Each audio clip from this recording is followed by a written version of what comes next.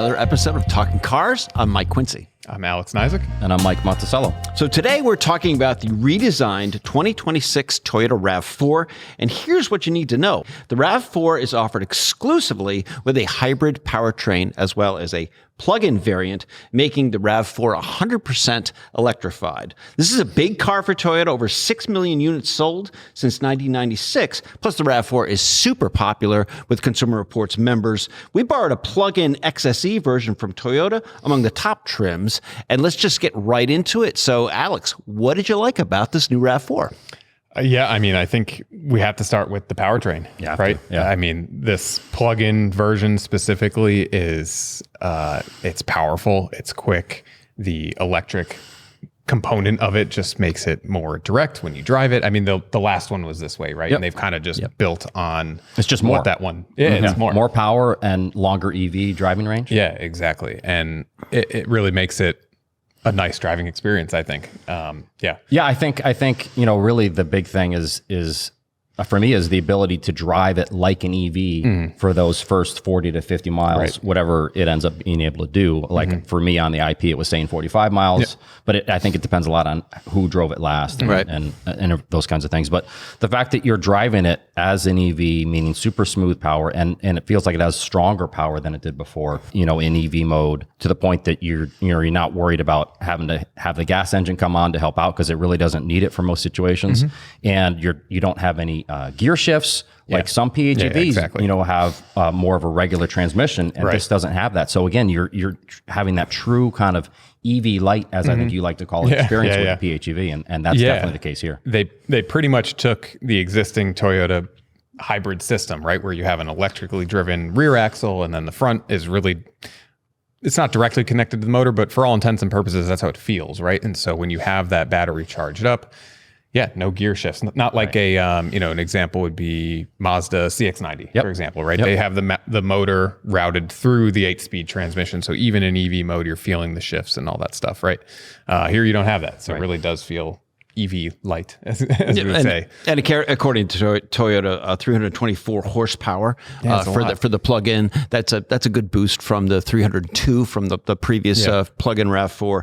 But what got to me is I got into this car with a full tank of gas and a full charge, and it said 630 mile cruising range. And I'm like, that's it. That's it. Huge Sign number, me right? up. I think too, what's funny about the powertrain is, at one point in Toyota's history, their V6 RAV4 was the quickest model they made. And I don't know if that's still true because the Supra's on sale and things like that, but at least one of the quicker, more powerful vehicles that they make is now true again with this. And the thing is that, I think we should discuss the, charging or not charging your PHEV. Totally. But the reality is that even when the battery runs out and you really don't have that help as much anymore, or the ability to drive on, full electric at higher speeds, it still is a wonderful, hybrid, right? It has plenty of power.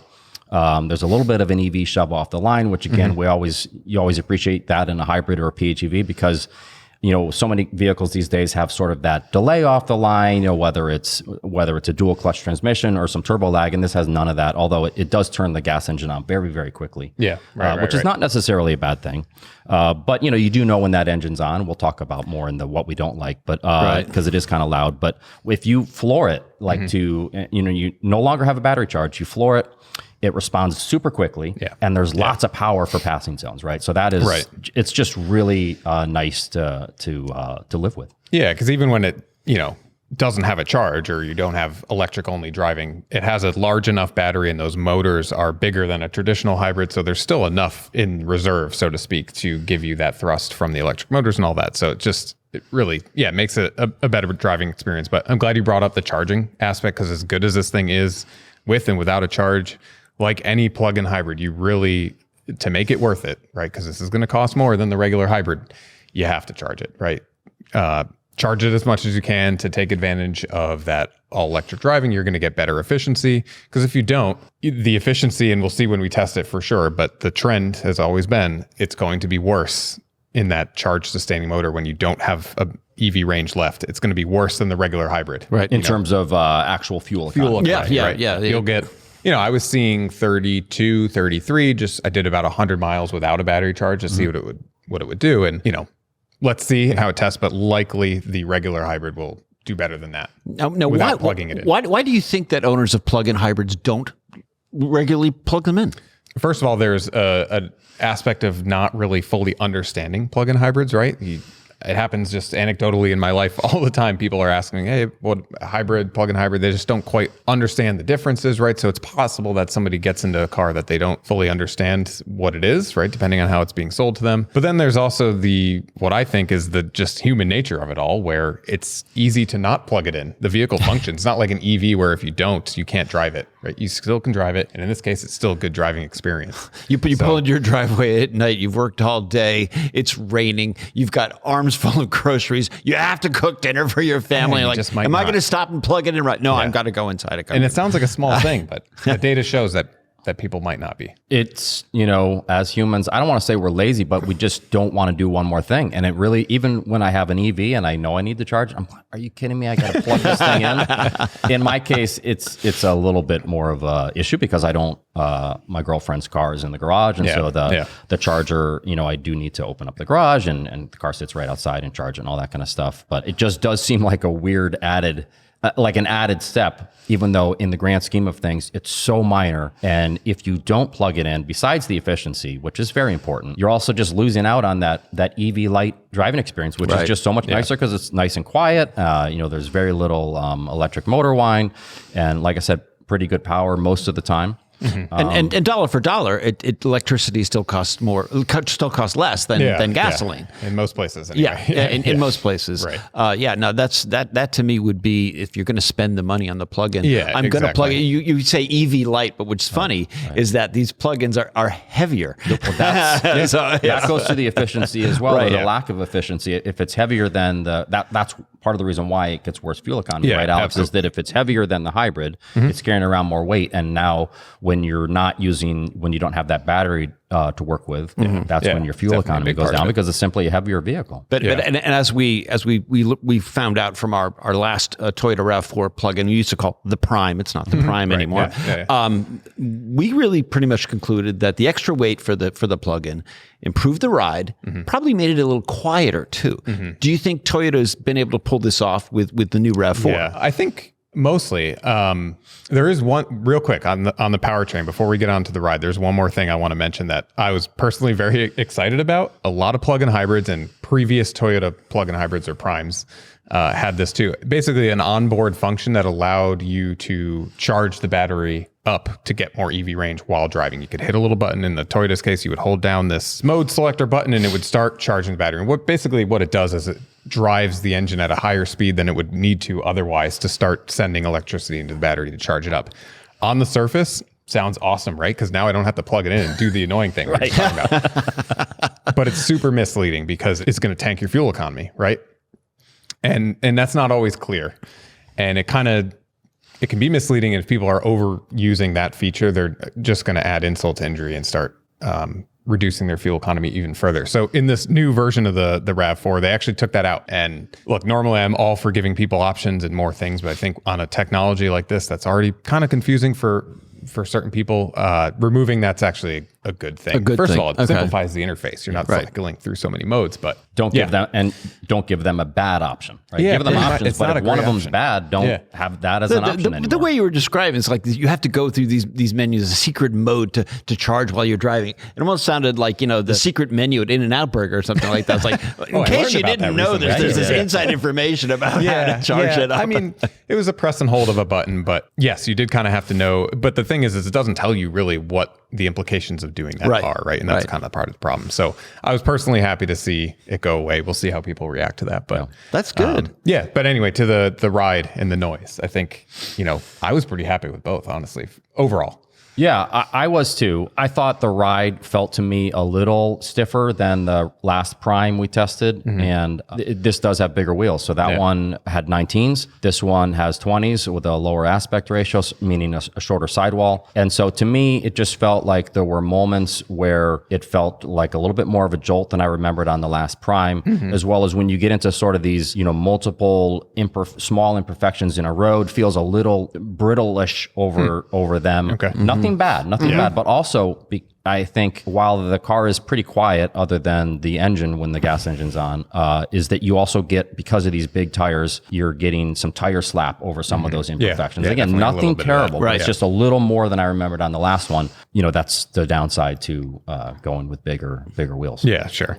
But I still think for most people, it's good. Yeah. It's always disappointing to see it go a little, just a skosh backward. Yeah, I agreed. I didn't really think it was objectionable at all, either the ride or the noise levels. I mean, dimensionally, the new RAV4 is identical to the outgoing model. This vehicle is like perfectly sized for me, but we work with some folks here at the track that it just didn't feel big enough. Now, do you think Toyota should have been like all the other automakers, like the new model? It's bigger, it's wider, it's longer, it's blah blah blah. Toyota's just said, nah, we're sticking to this. You think that was a good move? For me personally, I didn't have any issues with the size. I like the size. I thought it made it maneuverable. And I think there are so many options out there, especially when we're talking SUVs, that if you do need something larger, if Toyota doesn't have it for you, someone else does. And there are a lot of great options out there. So I could see the argument, absolutely. But for me personally, the size was absolutely fine. I didn't feel like I needed more space. And the reality is a lot of that interior space comes down to wheelbase, right? Not actual length. Length sometimes is just overhang. Right. You know what I mean? So if you look at the wheelbase, 2026 RAV4, 106 inches, CRV, 106 inches, Subaru Forester, 105 inches. Yeah, it's right there. It's right there. The new Mazda CX-5 has 111 inches, so that's a little bit bigger. But for the most part, it's still right there. So it's not like it's a lot smaller than the others. It's pretty much the same size as all the other compact, most of the other compact SUVs. So. And just for clarity, overhang is not the same thing as a hangover. No. Thank you for clearing that up for all of our listeners and viewers, Quince. Okay, so can we move on to the not so good parts of this vehicle? Well, there's a few. I want to talk about one more thing I really like. Okay. Spare tires. Shoot. Temporary spare tire. Nice. Okay. Yeah. And we're seeing this less and less in all vehicles, right? Not just hybrids, but especially for a PHEV, right? Which usually there's some space loss. They have to figure something out. Or with a hybrid. We're just seeing, tire sealant kits or run flat tires, and to have a temporary spare tire in the back of this cargo area, I was really happy to see that. Right, which has turned out to sort of be, at least anecdotally, a deal break for people considering the Subaru Forester hybrid, which does not have a spare tire. Or it becomes a deal breaker after they bought the car and they get a flat tire on the side of the road. Then it becomes a real deal breaker. But a detail like that, I think, is important to consumers to know. No, certainly. I was kind of surprised to lift up the floor and see it under there. A couple other things for me are, before we move to the negatives, are visibility. I thought was pretty decent. Maybe not as good as a Forester. Yep. But you have pretty upright pillars that are of a reasonable profile. They mount the mirrors on the doors, so you get those kind of visual gaps there. A lot of these SUVs get a lot worse the more rearward you go, but yes, there's a wide D-pillar like we're used to seeing in these SUVs. But a huge third side window, relatively speaking. Really happy to see that. So it's not bad. Yeah, so that was good. And blind spot warning and rear cross traffic warning are now standard. Yes. So that's also good news. Yeah. And then the last thing for me is storage. I was really happy with, if you look at the center console of this car, there's 2 tiers of storage underneath the screen. You get the wireless charger and a space next to that. And then you have another kind of tray area under that, and I don't know, it just worked really well for me to kind of divide up that section. They're a little deep, so at one point I left something in the car because it was so far in there. But yeah, so I don't know, storage was really good. The flipping center console is a funny thing, but it was kind of satisfying to use it. I don't have a use for it personally, or I can find one. But the beauty of it is that the driver flips it to get in, and it's very easy, and then the passenger can flip it the other way. But I think I might have a negative or two to talk about it on the negative side when we get to that. Okay. But I mean, the engineering of it is fantastic. So smart. Well, and then the whole thing you can take off and I didn't know that. Over. Yeah. And it's also satisfying there. There's some negatives. We'll talk about it. Right. But you just, I don't know, it works really kind of in a satisfying way because you could just take it off and kind of smush it back down and it all clicks back into place. And again, I don't know why, but you've got these storage pockets where you put stuff and you forgot something in it. You might get it. Some cars tell you notice if you left your phone in the car. So you need one that says, Alex, you left your pack of gum in the little bin in your front. Wallet is what it was actually. And that was kind of a problem. But I just want to talk about two more real quick things that I liked. The front seats, I don't love them, but I like them. Lately, Toyota seats have really been working well for me, other than a weird slight bump toward the top of the upper seat back. But the bolstering is really nice. We're seeing, a lot of seats these days that are pretty flat and don't really conform to you. And I thought these were really good. And of course, I love that micro suede trim that's in the center of the section. It's soft and it's grippy. And then just the other thing is I thought the handling's not bad. The handling's pretty decent. I really like the steering has like a nice weight to it, turns in naturally, and body roll is kept pretty well under control during regular driving. It was not bad. Definitely agreed on that. Makes it easy to drive. Yeah, easy to drive. Yeah. All right. Do we have to talk about negative stuff? Let's be positive. Why can't we be positive? I think we are Consumer Reports, and we are among the few publications that will talk about stuff that we don't necessarily. Whatever. I know. We'll just have to move on with that. So, listen, Mike, you want to get this out of the way. Just go ahead. You tell us everything that's terrible about it. Yeah, we were just talking before we started the podcast. We were talking about when we were in middle school and giving presentations. Do you want to be the first person to go or the last person to go? Yeah. And I in retrospect, I wish I'd always gone first instead of last. And now is the first day for the rest of your life. Yeah. Okay, so one of my negatives is, and correct me if I'm wrong, Alex, but when you're in, first of all, it seems to default to EV mode is what it was doing if you for have me. a charge, which is fine. I don't have a problem with that. Like the last one. Right. Although I personally think a smarter choice would be that it defaults to some kind of an auto mode that prioritizes EV while it has it. Yeah. And the reason I say that is because in its full EV mode, if you floor it, it does not turn on the gas engine. Yeah. And while that's fine most of the time, and actually can be a positive in the sense that a lot of PHEVs, you're trying, there's you're either watching a little like a dial for when the gas engine's going to come on, and you're maybe trying to keep the gas engine off because it's quieter without it, or you're waiting for you're feeling for the kick down, right? Yeah. And so here you can floor it, and you don't have to worry about the gas engine coming on. What on the one hand is great, but when I got down to around 20 miles of battery charge left.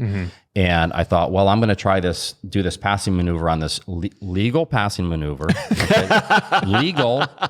And it was I was warned. We have to say these. It was uphill on a 2-lane road. And I was trying to pass a car and a truck. And it was the slowest pass I've ever done in my life. Yeah, and that's not great. So I ended up hitting the mode button, and it switched it to the auto mode, which apparently I should have hit it twice because it still didn't give me full power. Somehow, I don't know what it did, but it gave me more power, but not the full, it didn't feel like the full power. We're back at the secret menu at In-N-Out. Yeah. Come on. So that was disappointing. I can see why you would do it, but if it's a dangerous situation, which in case I sort of put myself into that situation, but if it makes you think that it can do that. I think that's legitimate. I think when a car says it has a certain amount of horsepower, you want to be able to tap into that at any time for any reason. Totally agree. And to your point, Monty, if you had to deliberately put it in the EV mode, you're making at least more of a conscious choice to say, okay, I realize I'm not going to have the full power here. Again, it's not a reason to not buy the car. It's not. But it is weird. It's a weird something to be aware of. Absolutely. And we'll test it. We've been testing the 0 to 60 performance of these PHEVs in their EV only mode to really see like how usable is it without that gas engine coming on. We'll do that same thing here. The Toyotas and Lexuses tend to be pretty good, but it would be interesting adding a hill to the problem is different. Add in a hill, and how much maybe the power reduced with it having much less range. Right. And just how the automakers decide what the default should be. I think is a legitimate because it has discussion. that auto mode that you're talking about, right? It could default to that, Right. Alex, naughty list. Let's go. Well, okay. So this one's a little weird because I might be the outlier. So I think I'm looking at our logbook right now, and we call it everyday usability, but controls, displays, all that, and the buttons in the car. Seems like most people are kind of more on like the neutral to negative side. I didn't mind it so much, but there are definitely some very concrete negatives that we can talk about. One is the climate controls, right? They moved all of the most of the climate controls into the screen, which is not great, right? I mean, we're much prefer buttons and dials for things that you change frequently while driving, right? And climate's definitely one of those. There are still some, like you have toggles for temperature, but instead of a dial, now they're these like flush, kind of shiny black plastic buttons that are harder to see and reach for. Still has a volume knob, things like that. But I think overall, I was happy to see Toyota listen to some of things that we've pointed out. Other, certainly customers have pointed out with like the UI of the center screen. I think they made some really big improvements there. But yeah, overall, they're still moving to a direction that's, more stuff in screens and things like that, which, is not going to be as easy for right. For some and people. kind of, for clarification, we talk about screens. There's like the center screen, but then there's the driver instrument screen. Absolutely. It's not just dials and gauges anymore. It's like a whole screen in there. The fact that the car only has two is actually, something to note. And that was one of my biggest problems with it. Toyota didn't listen to our criticism of the driver's instrument screen and the complicated menus and all of the options. And one of the comments in the logbook, which I loved, was the number of configurations is nauseating. I loved that, and totally apropos here. I mean, I will say before you could basically like pre-configure or make presets of 3 different screens, right? But you had to sit there and play the Game Boy and make it all happen ahead of time. And then while you were driving, you could only select those 3 presets you've made previously. Here, they've made the presets for you, if that makes sense. So you're like cycling through different gauge views, but there are a ton of them, and it's kind of visually overwhelming. So some of it's been simplified, while other aspects of it, maybe not so much. Yeah. Personally, I found it to be an improvement over the previous version, but it's still kind of a lot to take in and get used to. I thought it was weird that when the seat heater and ventilated seats, and I think the heated steering wheel are all on the screen, right? They're not physical buttons, right? But they're always visible, which is great. And you can actually make a change with just pressing once, right? Where you're not bringing up a different menu, but you are bringing up a weird different menu. So because another pop-up of basically the same thing shows up right above the heated seats, and the reason is so that I think you can switch from heated seats to ventilated seats, which you do all the time. It's just very strange. Sorry, it's just very strange to have the secondary pop-up, and you can do the same thing on either one, and they're like right there. It just to me seemed a little weird. Do you think so? Or I guess at least you don't have to use that secondary pop-up if all you're doing is the last time you turned on heated seats and now you want to turn them on again, right? If you want to switch from heated to cooled, that's where you're going to start interacting with that secondary menu. But I did find out that you could press both the wheel and the seat at the same time. Like you can 2-finger it. Oh, cool. Wow. Some touchscreens, it's one thing at a time. It might sound like some of the things that we're picking on are small items, but these are day-to-day kind of usability issues. Yeah. I certainly, for me, as I've experienced with a number of Toyota models, the Bluetooth and the Android Auto connection is completely inconsistent. Sometimes it works, sometimes it doesn't. There doesn't seem to be any rhyme or reason, and I'm not sure why Toyota hasn't whipped this into shape with this new RAV4. I hope when we get our own model that somehow they push through some software update. But I think it's absolutely crazy to me that the system can see, you paired your phone. It sees that your phone is there. Look at that. There's your phone. But then the Android Auto won't turn on. Like, why not? Yeah.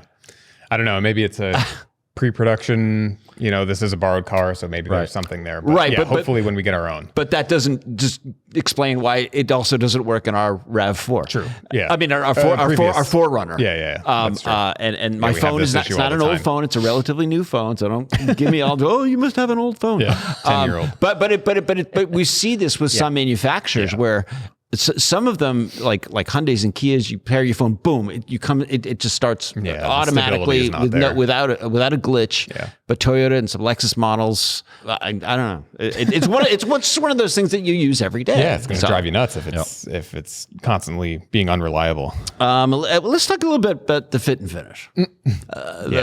Subject matter near and dear to my heart. We had the XSE from Toyota, which is a pretty high level trim. It's not the GR sporty one, whatever the heck that's called. I think it's that GR Sport. Yeah, that was close. I got points for being close or right on. So I thought a lot of hard plastics in different panel gaps.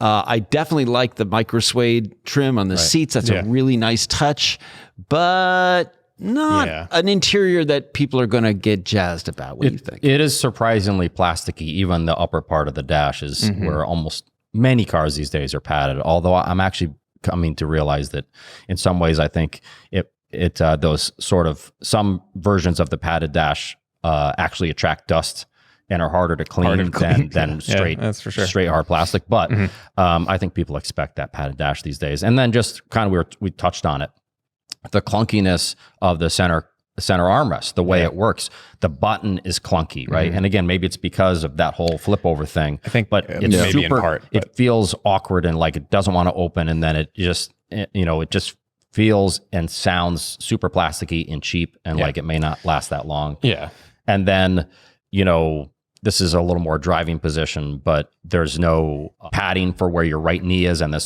center console intrudes on your right knee space quite. It's weird. There's almost like there's a pad there, but it's plastic. Now I don't know. Again, it is a pre-production, so maybe an upper trim like this will actually be padded there. But if it's not, it's very much intruding on your right knee space. And same with the armrests. Or for me, they're both a bit low. Yeah, terrible padding. Yeah, I found that too. The one on the door is super thin, and the padding on the center one is super hard. So you really don't win with either. And we talk about day-to-day stuff. You have to live with that on a daily basis, that these armrests are just not that comfortable. They feel pretty hard on your elbows. The lowness of them too. Yeah. So you notice that too. Yeah, definitely. I mean, not to the point of being a deal breaker. Some are, right. But they definitely were noticeably low. And then the center console does kind of make me laugh, because you've compromised the action of the console that you're going to do probably almost daily, which is just opening it normally, right? For the 1% of the time that you might flip it over, if ever, right? So you kind of compromise the part of it you're going to use all the time for the part you might use never, right? Which is kind of funny. But maybe the automakers say, we're doing this because we can. They could. Not necessarily because everyone's going to use it. So another thing I was kind of thinking about was in Consumer Reports past surveys, owner satisfaction for the RAV4 has always been about average. Is that something that an automaker considers when they're doing a redesign? Do they want to get a higher passion from their customers, or just they sell so many of these that it really doesn't matter? Oh, I would think that they absolutely want to satisfy, the people who are buying them, and people who have bought them before, get them back into it, right? If you want to keep that brand loyalty going. I mean, yes, I don't think Toyota struggles with it for other reasons, right? They might be sacrificing some things to get a vehicle that the consumer's feeling is going to be more reliable, and our data shows that. So willing to give up some things to get other attributes that Toyota is known for, right? But yeah, to not be conscious of that would seem like a mistake. Do you think they tried too hard in some ways, Quince? Is that where you're going with this, or on this one to try and improve that? I guess where I'm going with it is, will the redesign model will that improve the owner satisfaction scores? That's what I'm going with. I'm not sure. That also that sort of non-tangible assessment of cars. Let's talk about the styling. Sure. Which has nothing to do with our numerical ratings or anything like that. But we're car people. Yeah. Our audience are car people.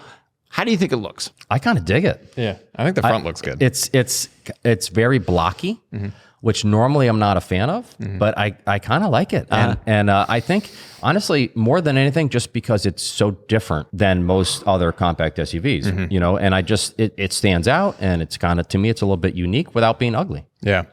Yeah, I think the front is different. For me, though, I kept seeing Nissan Rogue in the rear. Oh, that's not a compliment. I'm sorry. Come you on said now. it, not me. I don't know. So Every time I'm telling it like it is. I don't know. It's something with the shape of the lights. It's the way the line goes up and kind of meets where the rear glass is. It just, I don't know. It's not that I think the Nissan Rogue is not an attractive SUV or anything. It's just they look so similar in that rear three-quarter view to me. that I kept seeing it when I walked up to it. But I think the front looks really good. Yeah. Now, my wife, whose taste you might question because she's with me, looked at the styling of the RAV4 and said, well, it might take a little getting used to. So that's not necessarily a compliment. But listen, Talking Cars audience, let us know. Put some comments in the comments section and let us know what do you think of this style. Can I talk about just one more negative? You can talk about anything that super producer Dave Abrams allows us to talk about. The rear seat. I don't know if you guys sat back there. Briefly. It's just not as good as it should be. It's oddly low. And I say oddly because, there's this sort of stadium effect seating that a lot of SUVs have, which is because it's just more interesting to sit up a little higher. It lets passengers look out a little bit more so they don't feel like they're all sunken down Especially in the car. if you have kids. Exactly, right. And so this does not have that. But what's weird about that is that, for me anyway, there's plenty of headroom left over. So there was room to have that seat higher. The problem with having the seat low, besides the fact that it doesn't feel like that stadium effect, is that now you're sitting too low, and so now your knees are higher up in the air. And I have almost no under leg support, right? And I mean, if the bottom cushion was raked back more, that would have helped as well. But it's not uncomfortable, but it should be more comfortable, I guess is what I'm saying. Yeah, I wonder if there's to make the seats fold flat. Yeah, depending on how. If you want to maximize cargo space. To have a super flat floor. Yeah, if you raise the bench up too much, then maybe the seat would have had to go up in an angle when you folded it or something like that. But ultimately, that's not as comfortable as it should be. Yeah. And every design decision means a compromise somewhere else. That's life. And certainly automotive design. Yes, that's the car world. So let's get down to the brass tacks here. Would you buy this new RAV4 or would you recommend it to friends or family? I would personally. It's just I would really be annoying about telling that person that they need to plug it in. Otherwise, just get that. I mean, we haven't driven the hybrid yet, so TBD, I guess, on the details. But if they're not going to plug it in, then go somewhere else. But if you are interested in electric only driving and all that, like this in a plug-in hybrid specifically, this is a great option. Yeah. How do you use your car? What is your commute like? Yeah. How tolerant are you to? Well, yeah, but some people, if they're really interested in saving money and they have a short commute and they have legitimately a place to plug it in, let's say you're not living in an apartment or something like that, then it makes all the sense in the world to make the little extra effort, I suppose. Mr. Monticello? Yeah, totally agree. I mean, I would recommend someone buying it just for the powertrain alone, if for nothing else, because it is so nice to drive as an EV and it is so nice to drive as a hybrid, even when it's not plugged in. But I would absolutely probably not be quite as annoying as Mr. Alex over here, but I would definitely harp on them. That I'd fill in the gaps for you. If you're not going to plug it in, don't buy it. Just buy the regular hybrid. Yeah. Right. So yeah, but I think in most ways it's quite a good vehicle. Yeah, this is they're entering or re-entering an area that has tough competition. I mean, buyers who want more space should look at the CR-V. Buyers that want cabin that feels more special, look at the Hyundai Tucson. And packaging efficiency, Subaru Forester. Luckily for consumers, there's a lot of choices out there. Yeah, absolutely. And the RAV4 is another really good, viable choice. The RAV4 will go on sale in early 2026. The plug-in hybrid version goes on sale in the spring. The entry-level model is a front-wheel drive LE, which starts at $31,900. Check back to consumerreports.org for more information on the RAV4, and we will get our test models as soon as we can. Which brings us to one of our favorite parts of the podcast, which is your questions. We love your questions. Text 30-second videos. Just go to cr.org/talkingcars. That's cr.org/talkingcars. And if we use your question on the podcast, we'll send you a free t-shirt or some other auto test swag. And first up is Keith, who writes, I've now owned 3 EVs. When I was shopping, one of my primary goals was to get a balance between horsepower for maneuvering and range for distance. It seems that horsepower figures for new EVs are increasing much faster than range. Is there a trade-off between horsepower and range? So, Alex, I will turn to you first for a legitimately intelligent answer for Keith. I'll try to keep it. Yeah, that's the high praise. High bar here. Yeah. Well, first of all, Keith, absolutely. Like some of these horsepower figures on these EVs are just out of control. Right? Ridiculous? It's ridiculous. It's fun. But yes, some of them have gotten a little out of hand. But, to answer more directly, like it's not related in the way you might think, especially if you're thinking about like gas cars, right? Where a big engine generally means less fuel economy or less efficiency and therefore less range, right? Because that engine needs to run at a certain level all the time. Basically, with an electric vehicle, so much of this is driven by just the size, the capacity of the battery, right? That drives the range. Certainly, the bigger the battery, all else equal, the more range you're going to be able to get out of that vehicle. But also a bigger battery means you can pull power from that battery more quickly. Research something called the C rate of a battery, basically. How quickly can I discharge or charge that battery? And that ties to how powerful that motor is. But the thing is with an EV, unless you're going full throttle and you're really using all of that power, it's just running at a pretty efficient level, right? So yes, the bigger battery is going to make it heavier, and more horsepower is going to generally, if the automakers got some responsibility behind them, means they're going to put wider tires, bigger brakes, heavier duty suspension, et cetera, to hopefully cope with the amount of power that they've given the vehicle. But we see very powerful EVs have really long ranges also, right? Things like the Lucid Air. I don't know, another one that comes to mind, the Mercedes EQS, quite powerful. Also one of the longest ranges that we've tested. And another example that I just looked at some more specific numbers is two vehicles that I think are quite comparable, the Model Y and the Equinox EV. So the Model Y has a smaller battery pack, but is more efficient and went further in our range test. Okay. And has more horsepower than the Equinox EV. That's a sweet spot. So, the Equinox, yes, bigger battery, less range, less efficient, and less power. So, in other words, they're not directly coupled the way you might expect. And would one of the downsides sort of be with having a lot of horsepower is that it gives the owner the opportunity to use that horsepower. So, sure. And what I mean by that is, if they do that, it's going to hurt their range. Sure. Right. So if they drive it normally, you're gonna have a longer range. Mm-hmm. But if you use that horsepower to its maximum, it's going to be a real problem. But if you drive it, in an efficient way, it will be efficient. I mean, aside from some of the earliest EVs that Consumer Reports tested, the early Leafs, the Mitsubishi iMEV and all that stuff, horsepower has never really been much of an issue. I'm glad you brought that up. That was how I was going to close this out. I wouldn't be so worried. Like, try to get the range that you need and that you think you need for what you're going to do, but don't worry so much about the power, because even the slower EVs that we test are still doing 0 to 60 in 6 seconds. They're crazy fast. Right. So, almost all of them are going to feel quick from a stop and at lower speeds. It's just when you get up to that 60, 65 mile an hour range, if it's kind of a lower horsepower EV, it won't have the grunt that the higher horsepower ones do. But for the most part, they're totally fine. We love getting EV questions because we're always testing them.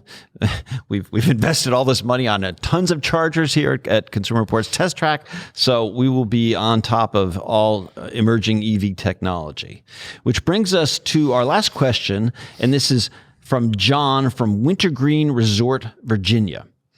We live on a mountain in Virginia's Blue Ridge Range and travel frequently to visit family in Vermont.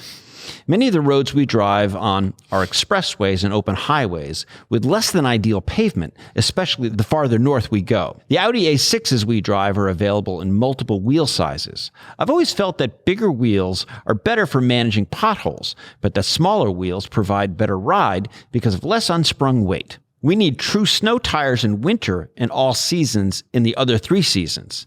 As we look at replacing cars in time, any thoughts on wheel size on pothole survival, as well as ride, noise, and performance? And Mr. Monticello, I'm turning to you to enlighten John.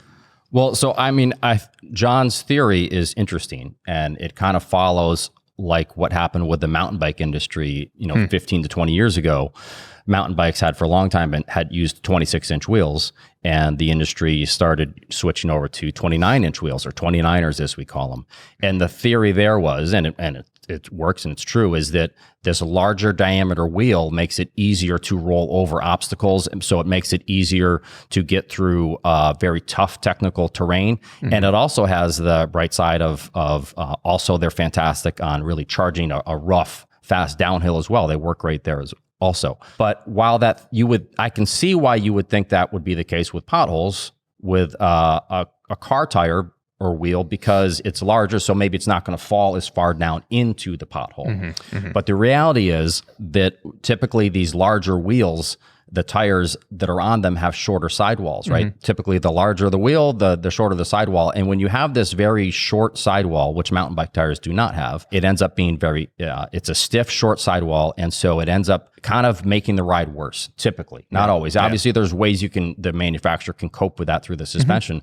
But it ends up feeling quite often like the wheel and tire are crashing through these potholes, whether they're crashing over them or into them.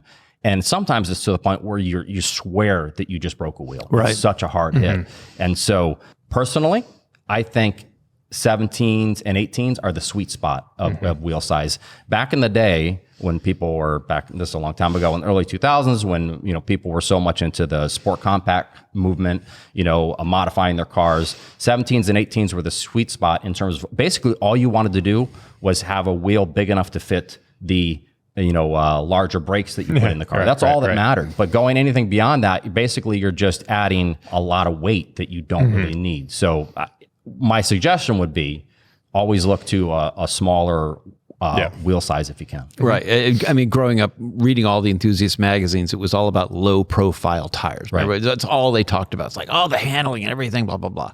But day to day, certainly in Consumer Reports testing, when we test multiple trim lines or we experience multiple trim lines, usually the trim lines with the larger wheels and tires, the ride is degraded. Yeah. And the noise is typically as well. Yeah. We're usually, especially of course, if it's a wider tire or if it's a performance oriented tire, those are almost always going to be louder. And so you're increasing your tire noise and your road noise that way as well. So. And it's all about sidewall. We talked about how suspensions are set up, ride comfort, but a lot of it has to do with how tall the tires are. Right. And there's been this switch for years now to these bigger wheels, and it's mostly, correct me if I'm wrong, Alex, for looks. It's what the automakers started doing, and then buyers like the way they look. It does make the car look better. It really does. Wheels can make or break a car's style, right? And so you can see why they're doing it, but it's just not the smartest thing to do for a certain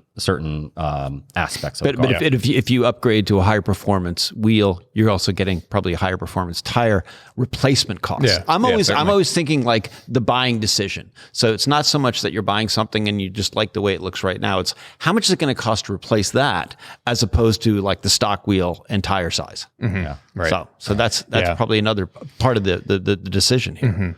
Yeah, and I'm just reading this, and it sounds like, if I'm understanding correctly, like keeping the vehicle the same, the A6 in this case, going with a larger diameter wheel doesn't mean the whole wheel and tire package is going to be larger. Analogous to the 29 versus 26 inch bike, right? They bring the sidewall down, so the whole outside diameter of the assembly is the same. So it's not changing, how it impacts a pothole or anything like that in terms of rolling over it differently. It's going to crash into it, as you said. But what the automaker, equip the stock vehicle with a certain mission in mind. In other words, a mainstream A6 is probably going to skew a little bit more toward comfort as opposed to an S6 or one of the higher performance Audis. They're going to maybe have summer only tires, huge wheels and whatnot. So John doesn't say which trim, what kind of A6 he has. So I guess we're kind of assuming it's more the mainstream one. Hopefully the wagon. But I mean, is it legitimate to say that most of the time the automakers know what the best wheel tire combination is for their car? Yeah. And should you just stick to that? They tune their cars a certain way. There's a lot of engineering time and resources that go into these vehicles. So yeah, you can change something and kind of skew it in a direction that you might prefer or want to change. But yeah, they're ultimately out of the box. The vehicle's going to be as well-rounded as it's going to be. So sometimes the answer is, what do I do for replacement tires? Like, well, stick with what the manufacturers went. Certainly. And Ryan Pislakowski will be very excited to know that you are going to get winter tires. Thank goodness for you, and preparing for the roads in Vermont. We love Vermont up here. Anyhow, that will about do it for this episode of Talking Cars, which was orchestrated and conducted by super producer Dave Abrams and edited by Andrew I Still Play Hockey Belize, and of course, Anatoly the Great Shumsky. As always, check the show notes for more information on the vehicles and topics that we discussed. Just a reminder, keep your questions coming. Go to cr.org/talkingcars. Thanks so much for tuning in. We'll see you next time.